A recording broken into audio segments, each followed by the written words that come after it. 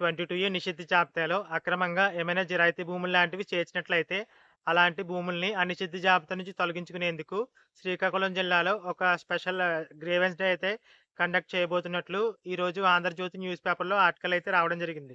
December 26వ తేదీన special grievance day అయితే conduct చేసి, ఆ గ్రీవెన్స్ డేలో ఇలా 22 నిషిద్ధ జాబితాలో అక్రమంగా ఏమైనా జిరాయితీ భూములేమైనా చేసినట్లయితే, అలాంటి వాటిని తొలగించుకునేందుకు ఫిర్యాదులైతే స్వీకరించనున్నట్లుగా ఆ ఆర్టికల్‌లో అయితే రాశారు. ఇది కేవలం శ్రీకాకుళం జిల్లాకి సంబంధించిన న్యూస్ మాత్రమే. మిగిలిన జిల్లాల్లో ఇలా ఒక గ్రీవెన్స్ డే కండక్ట్ చేసి, ఇలాంటి ప్రోగ్రామ్ స్టార్ట్ చేస్తారో లేదో తెలీదు. ఎందుకంటే, ఈ విధంగా చేయడం వల్ల చాలా యూజ్ ఉంది. చాలామంది జిరాయితీ భూములనేవి నిషిద్ధ జాబితాలో చేరడం వల్ల వారికి బ్యాంకు నుంచి లోన్ రాకపోవడం, ఆ భూములను అమ్మలేకపోవడం, ఇలాంటి చాలా సమస్యలైతే రైతులకైతే ఎదురవుతున్నాయి. సో, ఈ విధంగా శ్రీకాకుళం జిల్లాలో ఒక గ్రీవెన్స్ డే అయితే స్పెషల్ డ్రైవ్ అయితే కండక్ట్ చేశారు కాబట్టి, అక్కడ సక్సెస్ అయితే మేబీ మిగిలిన జిల్లాల్లో కూడా ఈ ప్రాసెస్ అయితే స్టార్ట్ అవ్వచ్చు.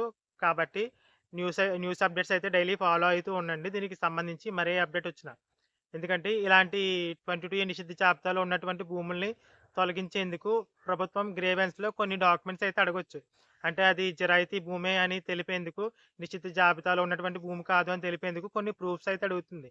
ఎలాంటివి ల్యాండ్‌కి సంబంధించిన డాక్యుమెంట్స్, అలాగే పన్ను రసీదులైతే ఉంటాయి కదా! అవి, అలాగే లింక్ డాక్యుమెంట్లు, అలాగే పాత పట్టాదారు పాస్‌బుక్‌లు, ఇలాంటి డాక్యుమెంట్స్ అన్నీ మీ దగ్గర ప్రిపేర్ చేసుకొని రెడీగా ఉన్నట్లయితే, ఇలాంటి గ్రీవెన్స్ డే ఏదైనా జరుగుతున్నట్లయితే ఆ టైంలో మీరు గ్రీవెన్స్ అప్లై చేయడానికి, అలాగే నిషిద్ధ జాబితా నుంచి మీ జిరాయితీ భూముల్ని తొలగించుకోవడానికి అవకాశం అయితే ఉంటుంది. ఇలాంటి అప్డేట్స్ కోసం మన ఛానెల్ అయితే రెగ్యులర్‌గా ఫాలో అవ్వండి.